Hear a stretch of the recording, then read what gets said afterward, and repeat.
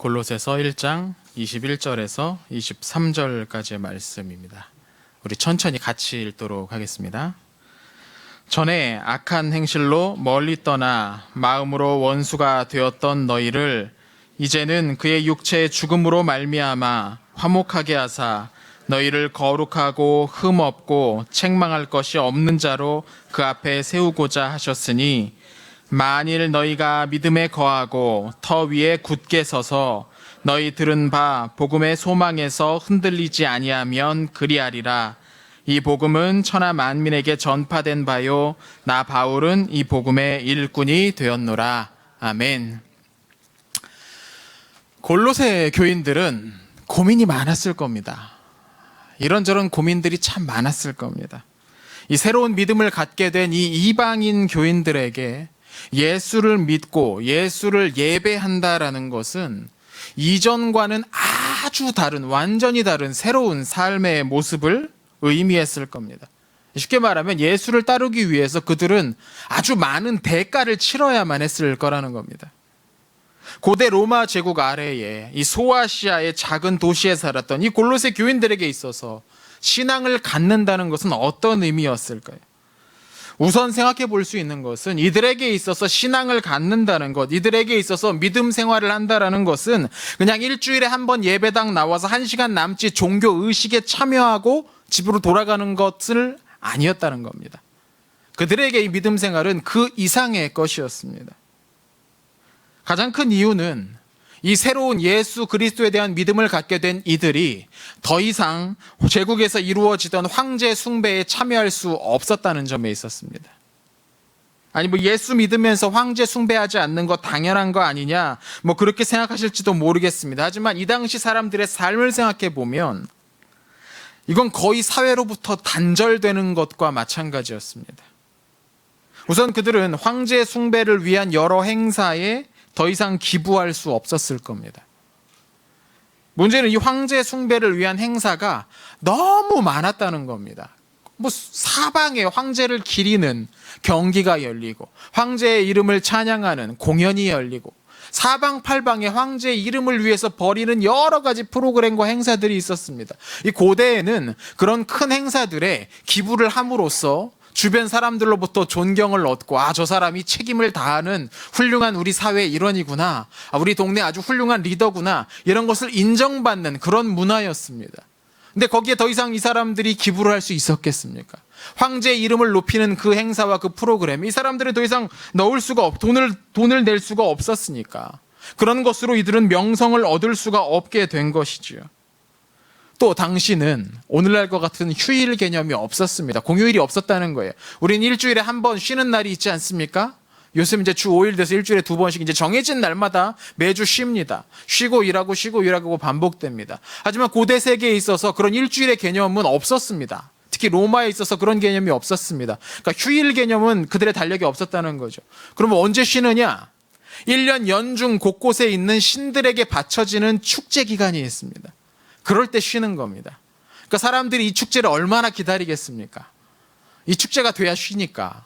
우리처럼 무슨 추석 연휴 3일 쉬고 설 연휴 3일 쉬고 그런 게 아니고 무슨 바카스에게 바치는 축제, 제우스 로마니까 유피테르에게 바쳐진 축제다. 그러면 일주일씩 쉬고 이런 식으로 쉼이 있었다는 거죠. 그러니까 온 백성들이 그날을 기대했을 겁니다. 또 이 축제가 되면 이 돈 있는 사람들, 부유한 사람들이 음식을 만들어서 사방팔방에 나눠줍니다. 주변 사람들과. 그러니까 가난한 사람들도 함께 즐길 수 있도록 하기 위한 그런 축제 풍습 가운데 하나죠. 그러니까 다른 말로 하면 이 장사를 하는 사람들에게 이 축제는 대목이었습니다. 오늘날 장사하는 분들, 사업하시는 분들이 명절과 관련돼서 크게 이제 대목이 맞는 것처럼 이 고대 세계에서 상업활동에 존재하는 사람들은 이 축제 기간이 되면 그 전후로 해서 상당히 많은 돈을 벌 수 있는 그런 기간이었을 겁니다. 그런데 한번 생각해 보십시오. 이 골로새 교인들이 과연 이 이방 신들에게 바쳐진 축제를 위해서 그것에 헌사되고 거기에 기부되고 거기에 바쳐지는 그 재물을 이 사람들이 마음껏 팔 수 있었을까? 이건 경제적인 면에서 아주 큰 고민이었을 겁니다. 그들은 집 안팎을 장식하고 있었던 고가의 장식물들도 어쩌면 떼어내야만 했을지도 모릅니다. 어쩌면 그중 몇몇은 로마에서부터 사온 아주 값비싼 것들이었을지 모르죠. 지난 시간에 말씀드렸지만 이 장식물들은 다 하나같이 황제의 영광과 황제의 업적과 로마의 위엄을 자랑하는 그런 것들이었습니다.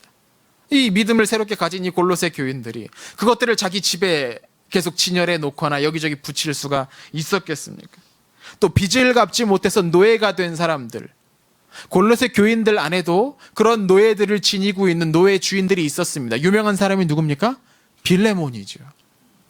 여러 가지 이유로 노예가 된 많은 그 노예들을 안고 있던 노예 주인들이 그 안에 있었다는 거죠. 그럼 과연 우리가 예수 그리스도를 새롭게 믿게 되었는데 이 노예들을 어떻게 대해야 할 것인가? 이거 상당한 고민이 되었을 겁니다.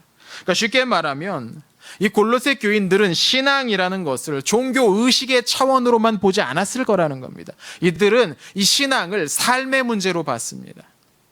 그냥 신앙생활이라는 게 한데 모여서 1시간 예배드리고 빠이빠이 내 다음 주에 봐요 하고서 헤어지는 거라면 이들은 아무 고민 없었을 겁니다. 그냥 거기 가서 열심히 노래 부르고 그러고 열심히 뭐 듣고 앉아있으면 되는 거 아닙니까? 그런데 이들에게 고민이 생긴 이유는 이들이 새롭게 앉게 된 이 신앙을 그런 종교 의식의 차원으로만 보지 않고 그들의 삶의 문제로, 삶의 방식을 변화시키는 문제로 보았다는 데 있습니다. 그랬기 때문에 이 골로새 교인들에게 이 새로운 신앙, 예수 그리스도에 관한 이 새로운 신앙은 아주 큰 고민을 안겨주었습니다. 아마도 제대로 믿으려고 했던 사람이라면 누구나 그랬을 겁니다. 이 새로운 믿음으로 그들이 이제까지 가지고 있었던, 이제까지 누리고 있었던 너무나 많은 것들을 잃어버릴지도 모르겠다. 그런 위협감, 그런 두려움이 생기는 것 어쩌면 자연스러웠을 것입니다. 정치적인 면에서 그들은 황제를 더 이상 최종적인 주인으로 모시고 충성할 수 없었습니다. 황제가 명령하는 그 충동적이고 악랄한 수많은 명령들을 그대로 따를 수 없게 된 거죠. 사회적인 면에서 그들은 동료들과 이웃들과 모두 그들이 다 좋아하고 찬성하고 즐기는 것에 함께 동참할 수가 없었습니다. 경제적인 면에서도 그들은 적지 않은 손해를 감수해야만 했을 거라는 겁니다. 믿음 때문에, 이 새로운 믿음 때문에 그들은 그 모든 것들을 감수해야만 했을 겁니다. 바로 그런 내가 가진 것, 이제까지 누리고 있던 것을 다 잃어버리게 되는 것은 아닐까? 아니, 다는 아니라도 상당 부분 다 손해보게 되는 건 아닐까? 이 믿음 생활 내가 제대로 하면 더 이상 예전처럼 그렇게 많이 벌지 못하고 예전처럼 편안한 삶을 누리지 못하는 거 아닐까? 이런 고민에 빠져 있었을 골로새 교인들에게 오늘 바울은 소망에 관해서 이야기합니다. 바울이라고 해서 그들의 고민을 몰랐겠습니까? 바울이 그들의 고민을 몰랐던 것이 아닙니다. 무엇보다 바울이야말로 예수 그리스도 때문에 가장 많은 것을 버렸던 사람 가운데 하나입니다. 바울은 그냥 가만히 있었으면 유대의 핵심 지도자에 오를 수 있었던 그런 사람이었습니다. 근데 그는 모든 걸 버리지 않았습니까? 믿음 생활 제대로 하면 너무 많은 것을 잃어버릴지도 모른다고 염려하는 사람들에게 그러니 적당히 신앙생활을 하는 것이 현명한 것이 아닌가 하고 있는 그런 사람들에게 바로 오늘 본문에서 예수 그리스도께서 그들에게 이루신 일이 얼마나 큰 일인지를 설명하는 것으로 시작합니다. 21절부터입니다. 본문 한번 보시죠. 전에 악한 행실로 멀리 떠나 마음으로 원수가 되었던 너희를 이제는 그의 육체의 죽음으로 말미암아 화목하게 하사 너희를 거룩하고 흠없고 책망할 것이 없는 자로 그 앞에 세우고자 하셨으니 아멘. 예수 그리스도는 그들을 위해서 그렇게 고민하고 있는, 내가 예수를 믿으면, 예수를 끝까지 따라가면 내가 이제까지 누리고 있었던 그 힘과 권력과 편안함을 다 잃어버릴지도 모르겠다는 그런 두려움, 그래도 되는가 염려하고 있었던 그 사람들을 위해서 예수 그리스도께서 그의 목숨을 내어주셨다는 겁니다. 그들을 위해서 죽음을 감당하셨다는 겁니다. 신앙생활 하는 것 때문에 정치적인 기회를 잃어버리고 사회적 영향력을, 경제적 손해를 염려하는 바로 그들을 위해서 예수 그리스도께서 생명을 내어주셨다는 겁니다. 앞서의 말씀 기억하십니까? 그분은 보이지 않는 하나님의 형상이셨습니다. 그분은 모든 피조물을 창조하신 창조주셨습니다. 그분은 온 세상의 왕권과 권세자들을 그 발 아래 두신 그런 분이셨습니다. 그런 주님께서 그를 믿는 이들을 위해 생명을 아끼지 않고 내어주셨다는 겁니다. 사람들이 손해를 보았다고 한들 그분만큼 많은 것을 내어놓을 수 있었겠습니까? 심지어 이 일은 우리가 아직 악한 행실로 그분을 멀리 떠나 마음으로 원수가 되어 있었을 때 일어났다고 바울은 본문에서 이야기합니다. 우리가 뭔가 대단한 일을 했기 때문도 아니고 우리가 그분에게 뭔가 엄청난 예물을 드렸기 때문도 아닙니다. 아예 그분을 대적하고 있을 때, 심지어 오늘 본문에 따르면 그분의 원수로 살고 있을 때 그분이 우리를 위해, 골로새 교인들을 위해 생명을 내어 주셨다는 겁니다. 그 결과로 얻은 것이 무엇입니까? 오늘 본문 22절을 보면 먼저 하나님과 화목하게 되었습니다. 모든 면에서 완전히 깨어져 있었던 하나님과의 관계가 화목하게 되었습니다. 이게 무슨 의미인지 아십니까? 이제 다 됐다는 겁니다. 이제 끝났다는 겁니다. 하늘과 땅의 주인과 이제 한편이 되었다는 말 아닙니까? 하늘과 땅의 주인과 내가 한편이 되었는데 이제 뭐가 두렵겠습니까? 이 세상에서 무슨 일을 겪든지 결국 마지막 그때에는 좋은 결과를 얻을 수 있다는 보장을 얻었다는 겁니다. 우리가 하나님과 화목하게 되었다는 말은 그런 뜻입니다. 이 골로새 교인들이 이 땅에서 무슨 손실을 보고 무슨 괴로움을 당하고 무슨 큰 손해를 보았다 하더라도 이제 그들이 하나님과 화목하게 되었으면 그거 아무것도 아니라는 겁니다. 아무것도 아니라는 겁니다. 예수 그리스도께서 우리에게 이런 은혜를 주십니다. 그러나 여기에서 그치지 않죠. 계속해서 22절 그 다음 부분을 보면 이렇게 말합니다.